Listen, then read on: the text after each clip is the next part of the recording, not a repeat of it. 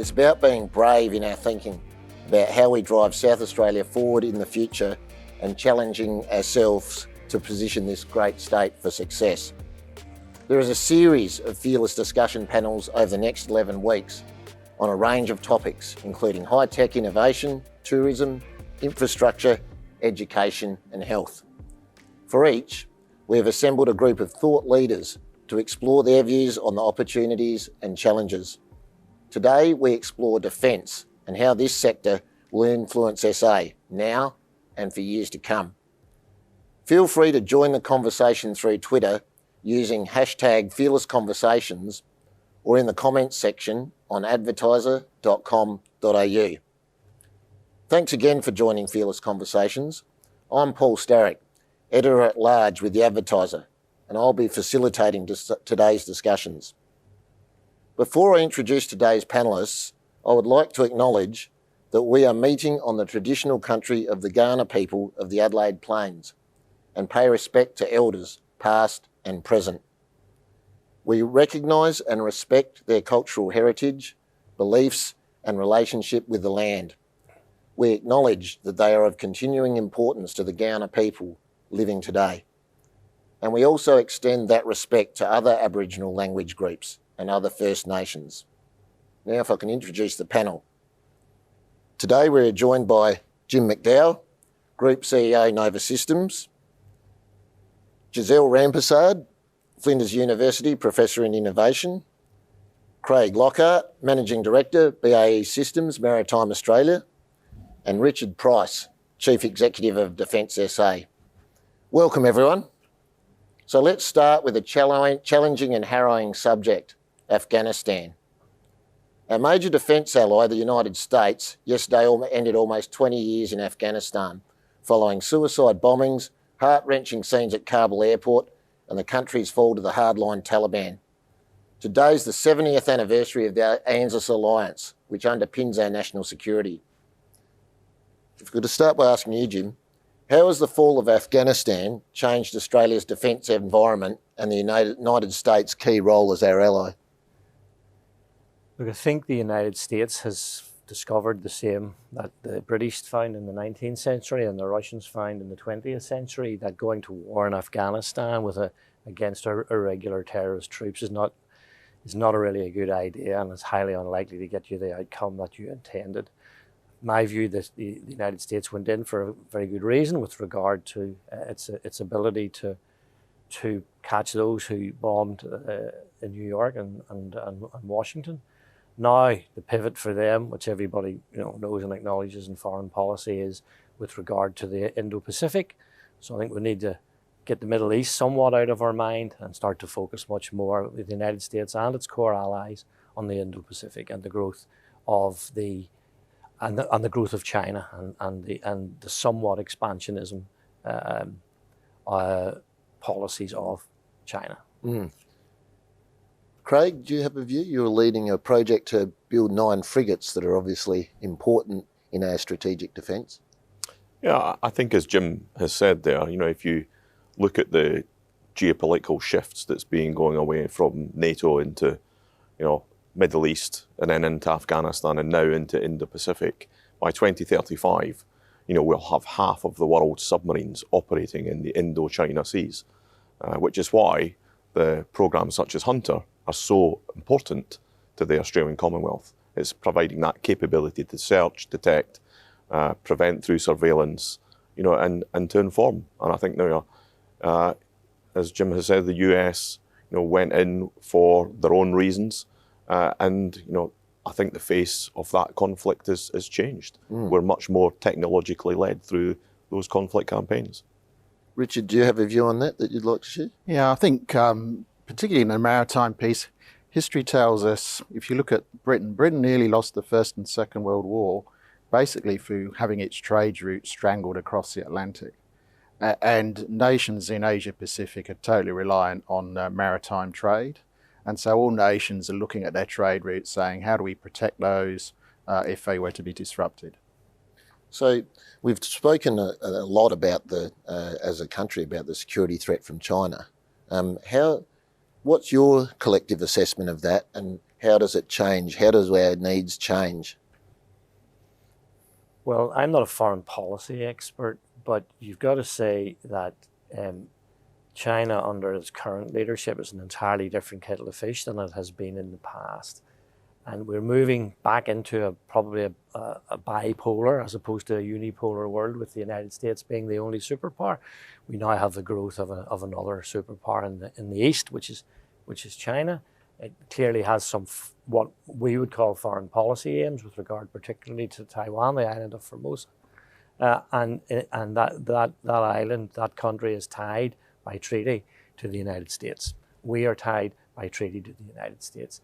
Therefore, that focus becomes inevitable. Mm.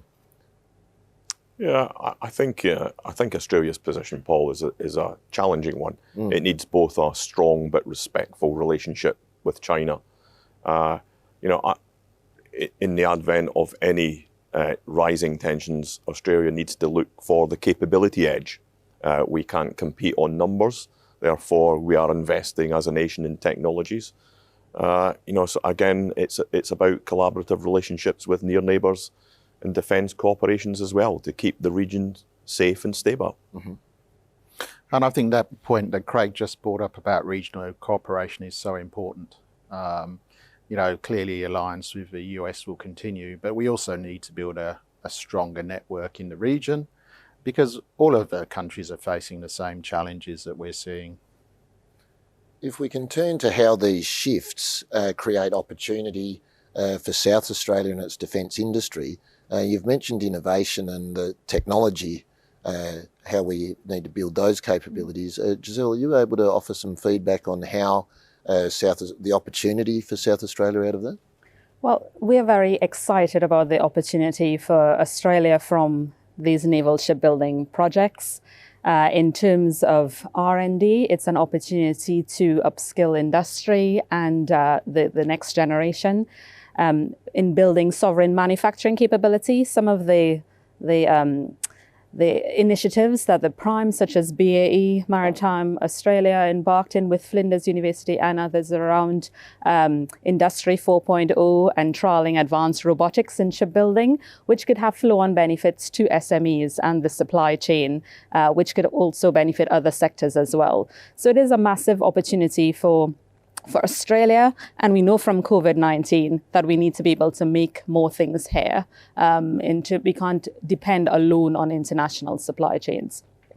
So in terms of the opportunities for R&D, it's in the advanced manufacturing space. But for instance, at Flinders University, we have nearly every college at Flinders University participating in defence research, from science and engineering, autonomous maritime vessels, to materials, biofouling and anti-corrosion, as well as some research that we do with Naval Group around Industry 4 and robotics and exoskeletons and digital twins and so forth, and also the human side, the human sciences side and human factors, human performance and so forth. So there's a massive opportunity for R&D and the supply chain as well, but also in terms of the skilling piece for the next generation and jobs in a wide range of areas, from engineering and IT and cybersecurity to the business areas in terms of project management and logistics, but also taking the existing workforce with us. So last year, for instance, we ran a program in collaboration with BAE Systems Maritime Australia, the digital diploma that upskilled shipbuilders at risk at the end of the AWD project. They all now have employment within the Hunter Class Frigate Program, or OPV, given a new lease on life. But this year we have over 100 people participating in the program, including from BAE Systems, but also SMEs in the supply chain, firms from Red Arc to Supershock to Century Engineering, and also STEM teachers, because the education piece is really important. And we have schools from North, South, East and West, regional, South Australia from Mount Gambier to Riverland participating to really grow the STEM pipeline, to be able to, have the skills needed for generations to come, not only in defence, but in related industries. Just to change tack slightly, but Yes. to pick up on what you're saying, Craig, having been down to your shipyard, it's quite striking that technology underpins so much of defence today versus anyone who went to the Collins class construction yard 25, 30 years ago. It was much more heavy engineering. Are you able to describe, with particularly today's students in mind, how shipbuilding or defence industry has changed and what sort of jobs in particular they might be able to find? Yeah, Paul, like Giselle says, I think we're in the midst of the technology revolution. Down at the yard, because Hunter programme is 30 years in its length, we have 3 batches of 3 ships. It's highly likely that batch 3 will be significantly different from batch 1. So we're investing in our technological future. So we have an overarching strategy that starts with the connected worker, the connected shipyard, the connected supply chain, a connected ship, and a connected fleet. So we're using digital technologies to really change the way that we build ships. You come down to our yard today, you won't see a drawing board. We've got our employees wearing kind of Google Chrome headsets, designing ships in virtual space environments. We've got Spot, the Boston Dynamics dog, trialing in shipyard environments, doing laser scans. We're using digital techniques to a paperless environment. So thinking about the journey that Hunter will go on, and that capability edge back to that defence need, then Hunter will go through a transformation in its own life. We'll need to think about future surveillance techniques. We'll need to think about future stealth technologies that makes the ships invisible. We'll need to think about high energy weapons. We'll need to think about autonomous systems, the ability for Hunter to work as a mothership, managing lots of drones both in the air and undersea. These technologies are in various stages of development, and we're looking for the younger generation through both direct employment with BAE Systems and the likes of McDowell Group, but also the SMEs to bring that technology alive through our shipbuild programme. So our environment's changing, as you've seen for yourself. We've got robotic welders now. Direct comparisons between Air Warfare Destroyer, which is the most recent shipbuild programme, we would have had between 300 and 400 tradespeople building the first stages of the ship. We've now got 60 people doing the same thing, but we've got a much bigger support organisation supporting the technology that allows us to do things quicker, better, smarter, cheaper, which gives defence ultimately more capability. So we're seeing a move from, what you would call heavy trades type industry to a much more professional engineering and software engineering led, opportunity for the youngsters. The cool fact is that 75% of the workforce at the end of Hunter will have started in the primary education system. And we've got to make sure that we've got that science, technology, engineering and maths, and software and cyber coming through, but seeing shipbuilding, and defence as a real opportunity to drive, modern thinking. Richard and Jim, is this true of wider sectors as well within defence? Yeah, absolutely. I mean, we talk a lot about shipbuilding because it's a very obvious transformation of the state. But actually, if you look at other areas such as information warfare, that is a massive uptake in South Australia as well, because it's no good just having warfighting capability. You actually need to understand what's going on in the world.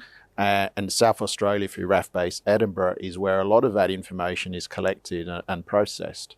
And so the growth in surveillance technologies from space, from over-the-horizon radars, those sorts of systems requires, again, a very skilled engineering workforce, but again, does most of its work in the software domain.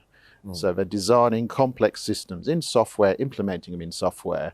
The hardware is very much off-the-shelf, manufactured hardware these days. You need the Collins class to train the sailors that are eventually going to go into the attack class.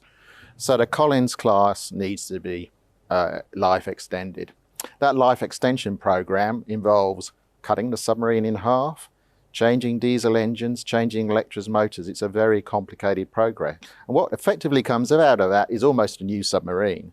So the life of type extension is getting confused, I think, with Plan B in that. So there will be, over the next few years, a significant upgrade. And the important thing is that provides the workforce to build the attack class. So the people who go through Collins will be trained and developed on those generators, electric motors, propulsion systems that are going to go into the attack class. How long do you think you can reasonably draw out the life of the Collins? I'm not an expert on submarines, but it really depends on how many times during their life they've dived and surfaced. So it puts stress on the hull. And so in terms of years, I would say there's two issues. There's obsolescence of equipment, and that's what the life of type extension will address. And then there really is how much life there is in the hull, and that depends on how much you've used it. Which also makes a nonsense of this argument that you would somehow do the life of type extension somewhere else. You know, so we've taken 20 years to get the full cycle docking right, and it's very right now. We're now going to make it a little bit more complicated because it wasn't complicated enough. We're going to do a life of type extension at the same time as we're going to do an FCD. Now, how else could we make it more complicated? I know, let's move it to somewhere else where they haven't done it before and they haven't got a workforce and so on. That's just not, in my view, is just not an option. So when do you think it should be announced? You can't keep workers waiting and industry waiting forever, can you?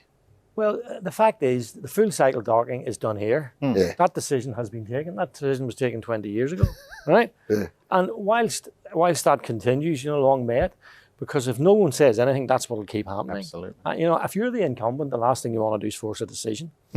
So essentially it's a decision by default. They made the decision 20 years ago. Yeah. That the full cycle dockings would be done in Adelaide. And that's where the facilities are for, and that's where the workforce is for. And the biggest challenge we have to deliver the whole defence capability plan is workforce. And we've got to get a lot smarter at workforce. And smartness is not dispersing it to 3,000 kilometres away, I've got to tell you. I might pick you up on the smart work operation of the workforce in a sec, but I think I should give Craig the opportunity, seeing we were talking about his project. And delays and changes and so forth. I'd like to thank Jim for being honest about presiding over a disaster. I've no intention of doing that with the Hunter program. So as far as Plan B is concerned, there is no Plan B. I think the Minister of Defence announced for Hunter a step back of one milestone, which was the cut steel on ship one milestone. And for very good reasons. Shipbuilding programs around the world have taught us that you need to achieve a significant high confidence in design maturity before we go into manufacture.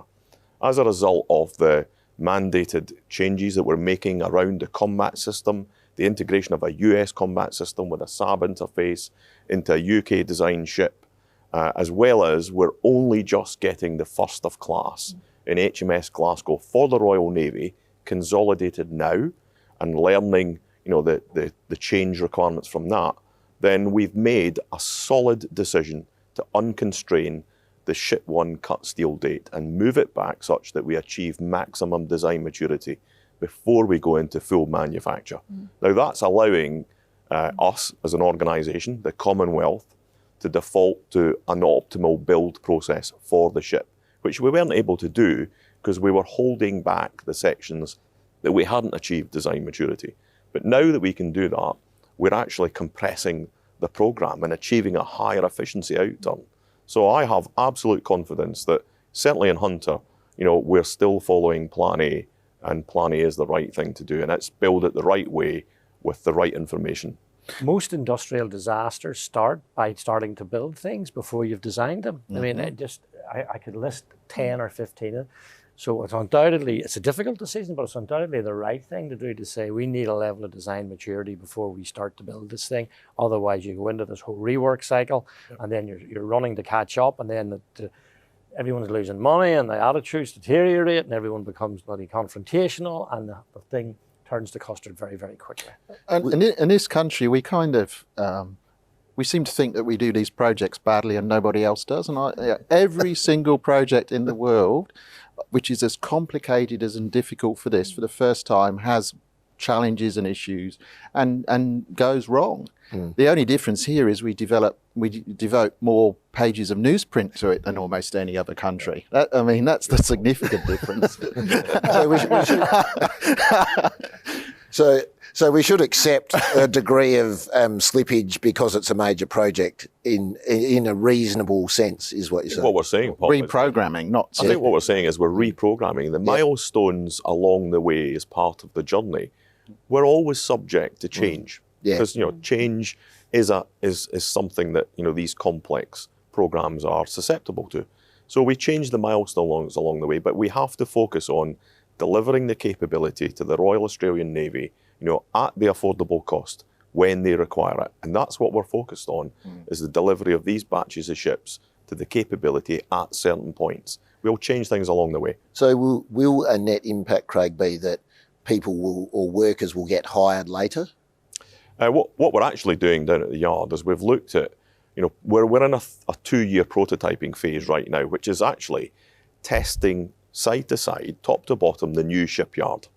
So we're, in the early phases, we've got 4 pulse stations now fully occupied in the manufacture line. By the end of October, we'll have the first unit, so the first steel box, moving into the outfit hall.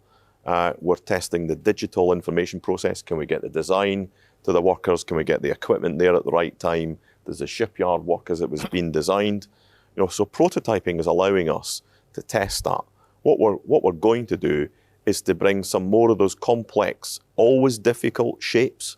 So the front end of the bow, where typically shipbuild programs have got them wrong before, we're bringing them into prototyping, and it's giving us an advantage to test these things before, again, we go into cut steel. So, we will make no one redundant as a result of moving the milestone back. We'll still move the people off the OPV program into Hunter at the same time. We're still building up the trades in the same shape, and we're still working with the likes of Giselle's team at Flinders to get our people through that digital, education environment such that they're able to come into the yard, with a new kind of sphere of influence. Yeah. A question what we need to do is plan how to effectively maximize the opportunity. We have such an incredible opportunity here in Australia, not only with the workforce, with the supply chain, with the primes, and it's how we use that opportunity, leverage that opportunity, flow on into manufacturing and into other sectors. And when we look at technologies that we are trialing with Craig in terms of Industry 4, it's about improving productivity, safety, and so forth. So, it is a unique opportunity for Australia to be world leading. Shipbuilding is a manual process globally, and we are trialing these technologies to actually set up the country very well in defence and other sectors. This may be the first programme in a large scale in Australia whereby we are examining how humans interact with AI and technology. I know we've taken it for granted that we as humans, can get along with decisions being made for us. So we're researching at the same time as we're introducing new technologies to the yard, how it will change the working environment. Yes, whether workers want to use it, how they would use it, how they will benefit from it, and taking that multidisciplinary approach to it. It brings me to the question of how Associated and other South Australian businesses can pick up on the opportunity. I'm told that some of the primes are concerned that SA firms have not been able to gear up to become defence ready, partly because they lack finance, resources and so on for the necessary investment. Is that correct? Is that a concern or not? And how are we able to maximise the involvement of existing and future South Australian and Australian businesses in these really important projects? Well, we do have some wonderful firms here, and if I have a few examples of, like, for instance, Red Arc Electronics and Supershock, when I go in those firms and see what they do, it's heartwarming. They make things, they manufacture things. I see a lot of my past students there getting jobs in defence, wanting to work, in that sector. So we have some really incredible firms, but there are also opportunities for them. So, for instance, through the digital diploma, we have about 30 SMEs working with us from Supershock, Red Arc, Sentry, PMB, many of them. There are opportunities, for instance, through the Skilling Australia Defence Initiative programme. They've applied for grants to fund their tuition, their piloting, their prototyping of solutions in their workplaces. There are industry associations like DTC, Defence Teaming Centre, that we work with. So there are opportunities for SMEs. They're doing some really interesting things, but in terms of the gearing up, the ramping up, the digital enablement, they are hungry, interested, very innovative firms, and watch this space. I think I would support what Giselle said. I think we're, on record, we have absolutely no concerns about the capability of both Australian industry, but also South Australian industries. I think we've spent and invested $8.3 million in our research and technology facility down at Tonsley in Line 0 to bring SMEs into the maritime environment for them to be able to get used to that. You know, everything from the contracting environment to the as-built environment. We've got a number of accelerated technology programs, you know, and what we call targeted tasks, where we're giving shipyard, shipbuild, ship design problems out to industry to allow them to respond in that real-time environment. The Hunter program has two primary objectives, Paul. One is to build, design, build and deliver the 9 ASW frigates, but the other equal objective is to deliver, you know, sovereign capability for this nation. At the end, we must be capable of designing complex warships in our own right and having a supply base that can support that. Yes, there is challenges in the suppliers, largely around the cyber environments, but that is a challenge for all of us. And what we're seeing with the likes of Richard's organisation is a working together, you know, with the defence primes to try and, you know, I suppose give the SMEs a leg up, a support in what that cyber environment reality might look like. And I suppose it's getting them fit for tomorrow's race. No issues with capability. What are the challenges in cyber in particular? Oh, it's because everything now has to be very cyber hardened. You know, and although it's a ship, it's carrying around a bunch of zeros and ones. And you have to be able to harden that. Everything now, even your invoicing system, you know, needs, because that's the way into a big company's computer system is through the weakest link, and that could be a supplier three down the chain who's invoicing up through the same system. Just a little word on landscape. So Australia's defence landscape is very unusual in terms of its architecture. We've got 5 or 6 big guys at the very top, BAE, Lockheed Martin, Raytheon, et cetera. Then we've got 1 million SMEs at the bottom, right? And then we've got virtually nobody in the middle. Now, Nova, who I am, is one of those. You know, we're 330 million, nearly 1,000 people, started by a couple of veterans 20 years ago, test and evaluation at its core, but a bunch of other project management and supply chain stuff. We need to build 3 or 4 or 5 of those companies in the middle that the SMEs can accrete around, because that is how it operates. That has a balance sheet that can, that can invest, that will employ people. So I think the sovereign question is an interesting question, because it can't just be about jobs, and what Craig's saying is they're creating capability. It's not just in the jobs. AIC is about jobs, sovereignty is about being able to do it yourself. And the only thing that sometimes is, if I look at the motor car industry here, we had a thriving motor car industry, very heavily subsidised by you and I and others. But whenever somebody else decided they weren't going to have one here, someone in Tokyo or someone in Detroit, we didn't have one anymore. So you've got to build resilience here, and where decisions get taken as to what really are your sovereign capabilities. So that's the key to ensuring that the defence industry doesn't befall the same fate as the car industry. And it's important we stop thinking about these as individual projects. To this point, this is about building up a new industrial landscape in not just for defence, but for other areas as well. And recreating those mid-sized firms that can then self-invest and don't rely on taxpayers or primes to be continuing investing them is super critically important, because that then will generate local sovereignty and local capability. The key, though, I think, to that is understanding what is it that Australia is going to be really good at, what are we going to focus on, and what are the things that we're just going to allow the market to set up. And I think there is a risk here that we focus on low-hanging fruit because it's easier. We don't actually say, you know what, we need to be really good in these areas of technology. They're actually a bit harder.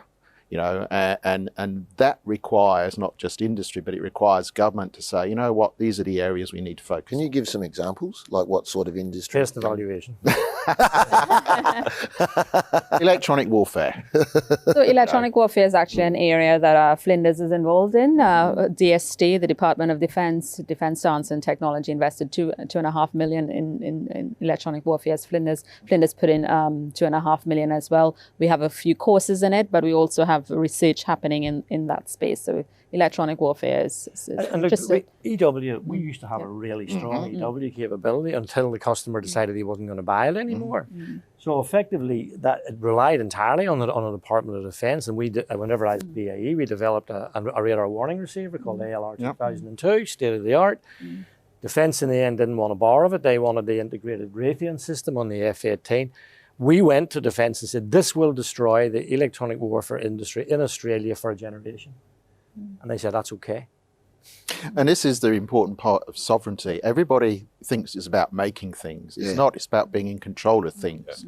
So things like electronic warfare, it's how you program that box. And if you're not programming that box, some other country is, how can you be assured that you're actually getting the capability you need? Define electronic warfare, presumably both offensive and defensive, so computer hacking and protecting against it, for example? Or Well, if you take something like NOLCA, for example, you know, as a BAE, well, DSTG originally commercialised by AWA Defence Industries, which was bought by BAE, most successful export program, I think, in Australia. So this is a tube that is launched off a ship that looks like a ship to a missile. So electronically, it'll have a signature, and it will seduce the missile away from the ship into this fake ship, if you like. So there's an example of defensive electronic warfare. And it's not, you know, autonomous systems as well, Paul. It's not the platform per se. You know, most UAVs, you know, and there's a whole variety of international competitors who provide that. The sovereign capability is to have the intellect, the knowledge, the know-how, and the artifacts that pulls the control systems, the mission systems, the guidance systems, that is the heart of these platforms together. You know, as Jim referenced early on, Hunter is just the bus to be able to deploy the capability. The sovereign capability that we need is the intellectual design and control and guidance, the EW systems. And a lot of these technologies, they actually have applications in a range of sectors. So when you look at autonomy, for instance, autonomy, yes, in defense, in terms of maritime autonomy, land vehicles, in the air, and so forth. But it's also applicable in other sectors, you know, driverless cars, or searching the ocean for marine biology, or in space, and so forth. So when you have a sovereign capability, it actually flows on into other sectors. I could take a technology, a firm at Tonsley Micro-X, they do X-ray technology. So they work in defense, you know, in terms of baggage scanning and so forth, but also in medical devices, you know, in ambulances for stroke victims. So it's about building a sovereign capability and innovation. It really benefits a range of sectors with intergenerational programs like Hunter being a catalyst for the growth and development of these industries. I'm a non-executive director of Micro-X, so thank you for that.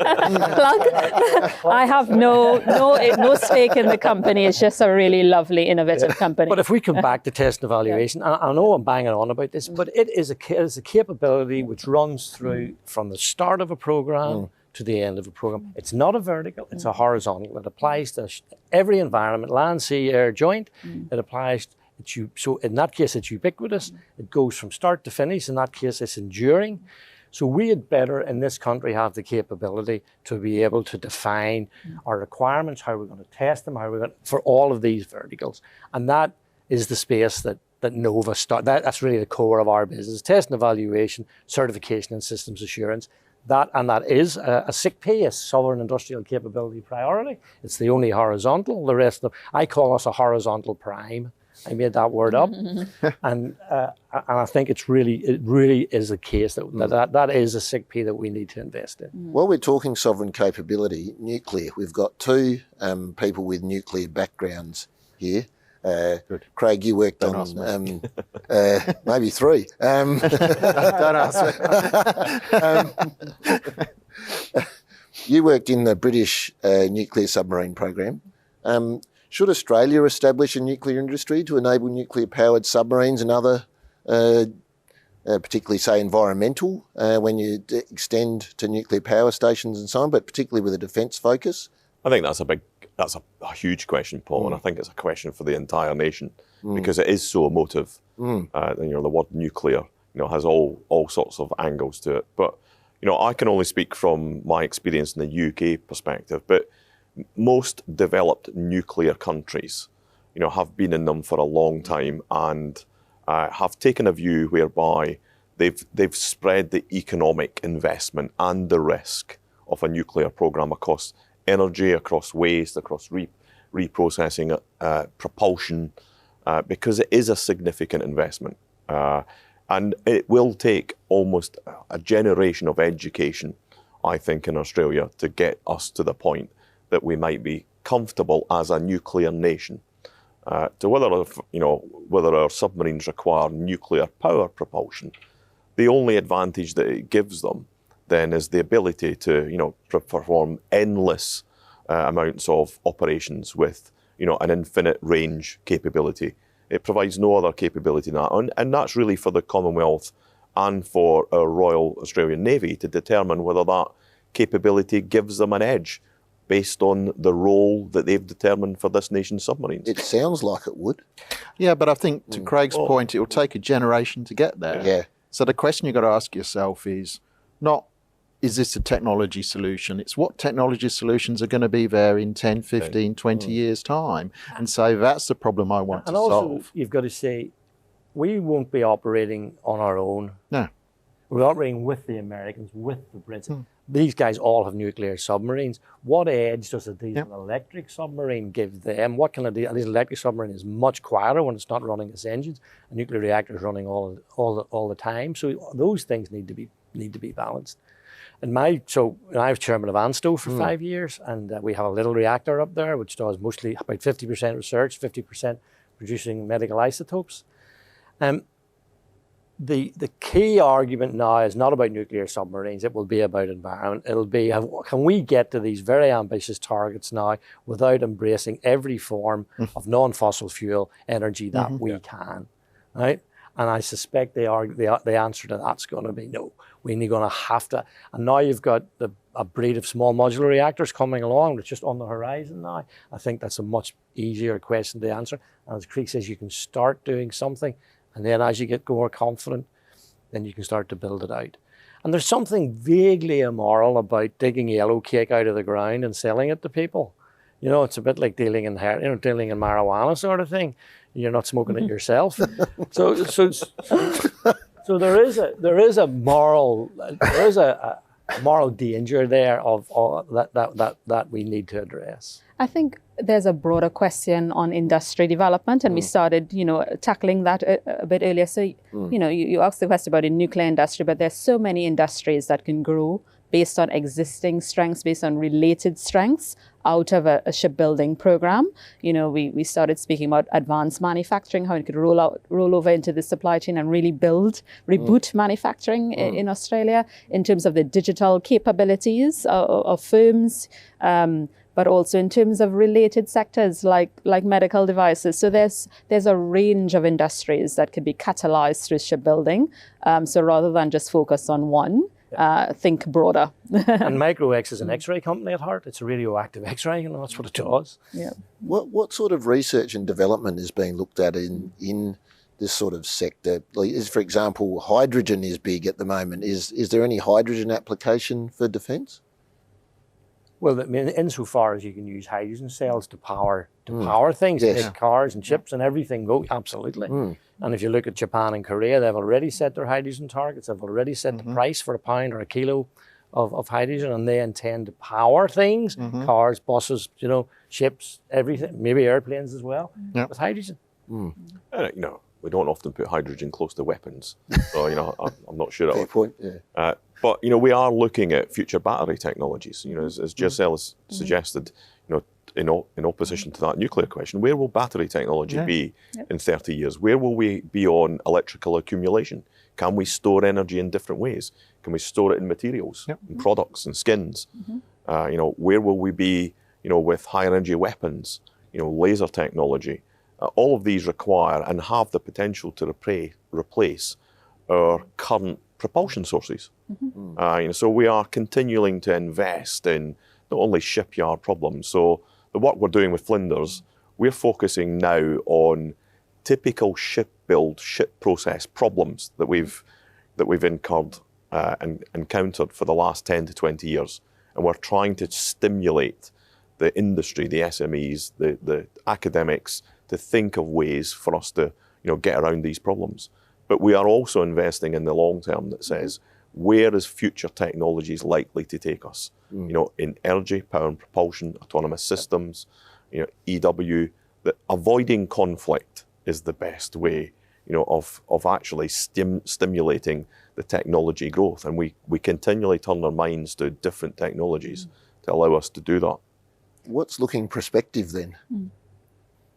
What sort of technology and so forth are looking prospective? So as Craig mentioned, these shipbuilding projects, they occur over several decades. So in terms of the initial R&D, it's around the shipyard capability, so Industry 4 and robotics and so forth. But in terms of the next generation of technologies, EW, autonomy, materials as well. So there are a number of nanotechnology researchers at Flinders that look at energetic materials and battery storage. There are firms that make batteries in Adelaide, like PMB Defence.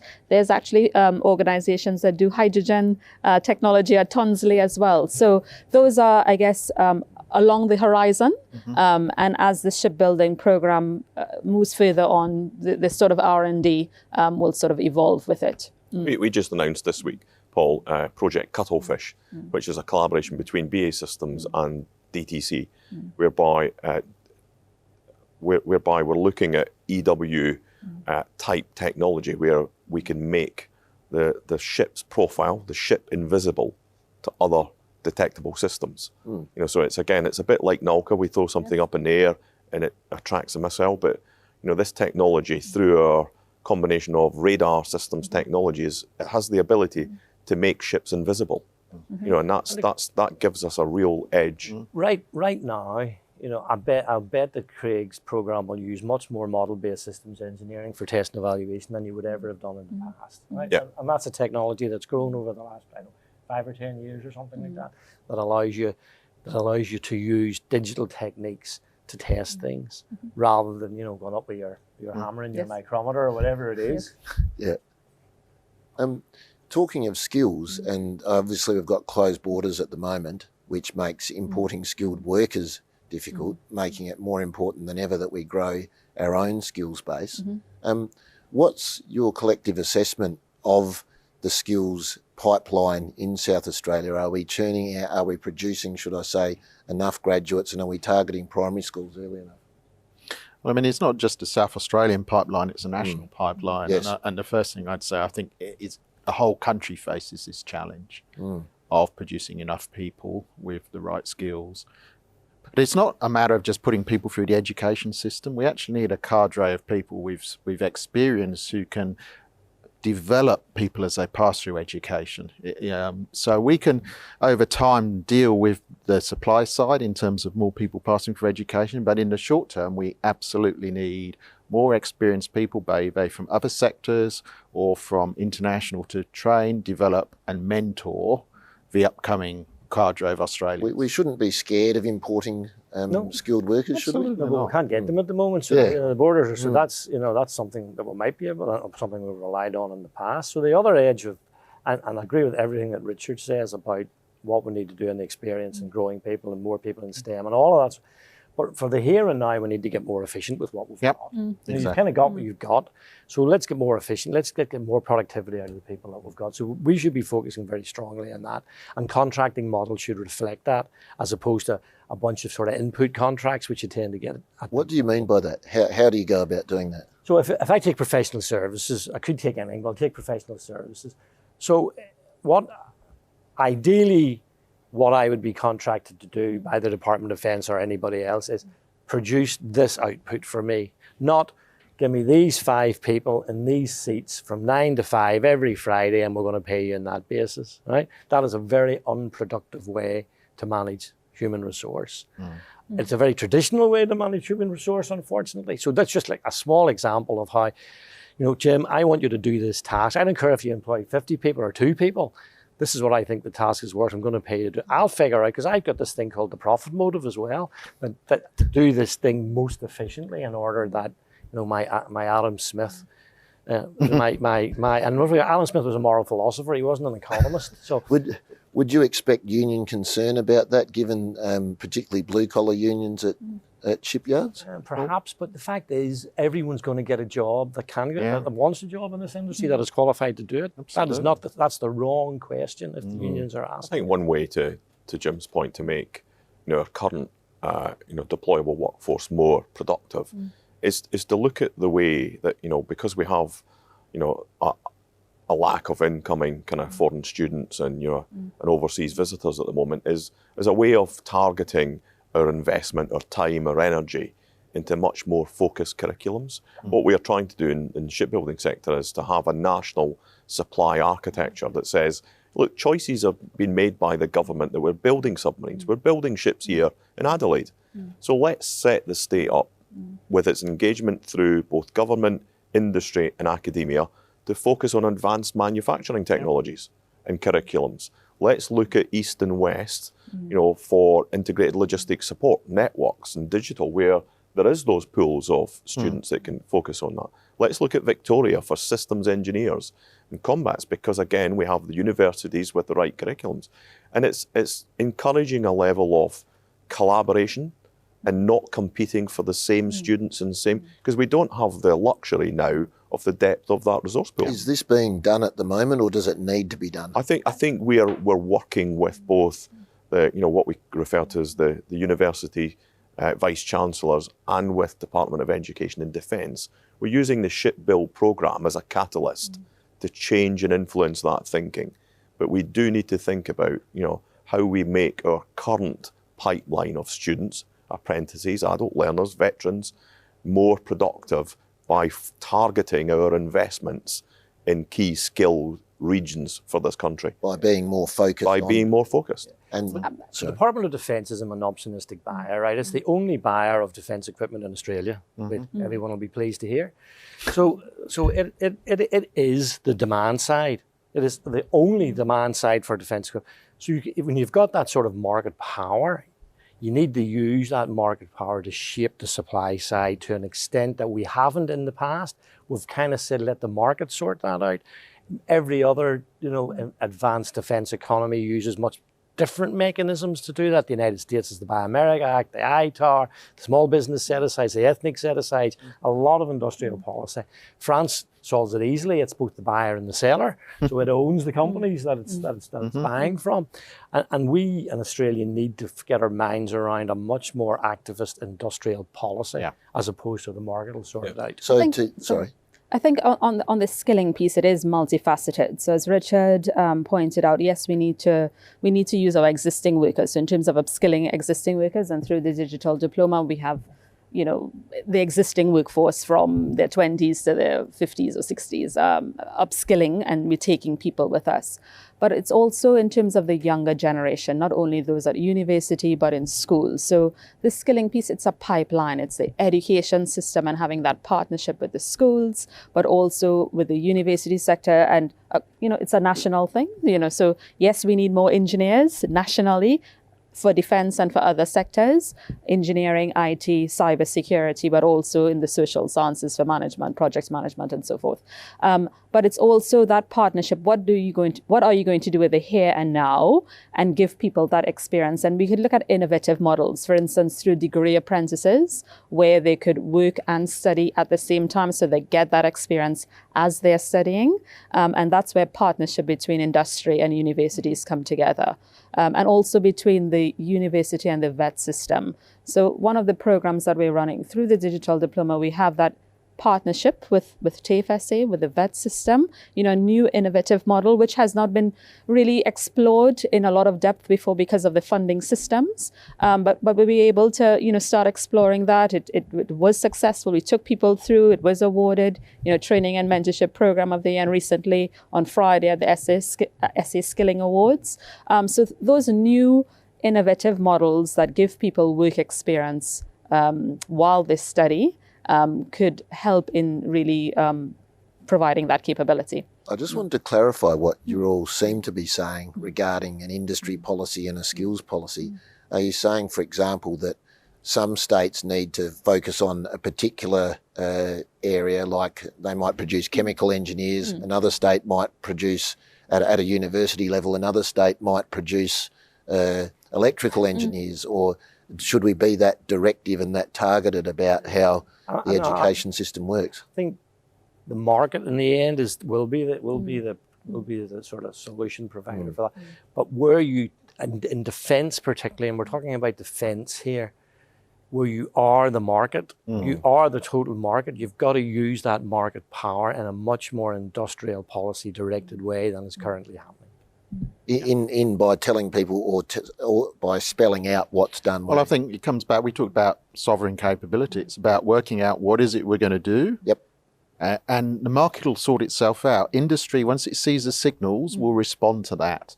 The universities will respond to those signals. It's that element, and it's also then taking a programmatic view across the programs, not running them as individual projects, looking across them and saying, you know what, instead of using 5 different types of equipment across our fleet, we need one across the fleet. Those sorts of things give scale, they'll focus people's investment, and industry will respond to that, but it needs clear signals. Sorry, Craig, is that, just to clarify, that's your position also? No, I think as Jim has said, defence is the market, and we are defence. So what we're proposing is that national architecture that says, with targeted investment, with the right support, and with collaboration at the heart rather than competition between academic institutions and industries, then we can get bigger bang for buck. We can get more students with greater focus that serves the needs and the demand profile of our programme over the next 30 years. And at the moment, we're being robbed of that because there is too much competition and choice. And we are diluting the portfolio, which denies us the right people at the right time. And this is a national security question as well. It's not just an economic or an industry efficiency. It's a national security question, because that's the role of defence, to provide national security. It's supposed to be a fearless conversation, so I do worry that we are actually narrowing people too early in our education system at the moment. I mean, I look at my own experience. I wanted to be a pilot, discovered I was short-sighted. What the hell am I going to do? I'll do electronics engineering, that's the way of the future. And that was literally the sort of decision-making process I went through. It seems to me now we're trying to force people to make choices too soon about where they're going to end up. And certainly the most valuable engineers I ever had in my organisation were the broad spectrum engineers who could turn their minds to lots of different things and weren't frightened to take up new challenges. Do you mean at a school level or at a university? I mean all the way through the process.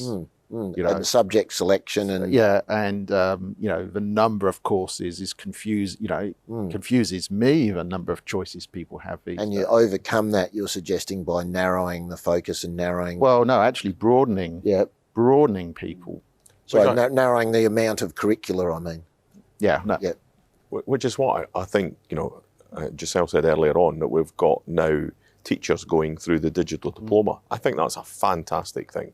If we can influence teachers and parents similarly in the new generation of technologies, in the opportunities that advanced manufacturing will give us here, and not just for shipbuilding and defence, but think about those, what I'd call abridged sectors as well, space, cyber. It's the ability to change attitudes at the early phases that says you don't have to make those choices now, but making a choice in science and technology and engineering and maths is a good foundation discipline. What we have to do is to build a confidence in schools and teachers to give as many opportunities to our young people as possible. So what we have noticed over the years is those schools that come through to do engineering, for instance, at Flinders, are those schools that offer CAD or computer-aided design. And not many schools do that. I could count the numbers on my hand. So by equipping teachers with CAD, electronics, robotics, then they could understand what engineering may be about and actually at least open that option to students that may not be exposed before. But to draw on what Richard is saying, for instance, we have this first year engineering common across a range of areas, so they could choose what type of engineering they go into. But yes, that multidisciplinary approach of giving what is traditionally a STEM area a taste of what human factors are about and vice versa, that would add depth in terms of having an overall broader approach to problem solving in general. I suspect if you went across this panel Yes. and said, with your big projects that have got wrong, what was the most important thing? And I bet you it wasn't the technology, it'll be all about the people and the interactions of those Is that projects.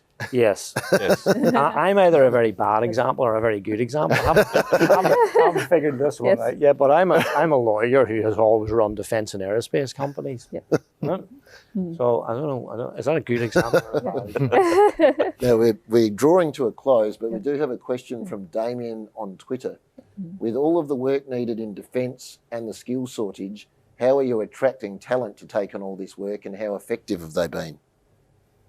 Well, that's one of the reasons we're investing so much in the space sector in South Australia, because what we've found is, coming back into schools and teachers, space really attracts kids to take up technology subjects.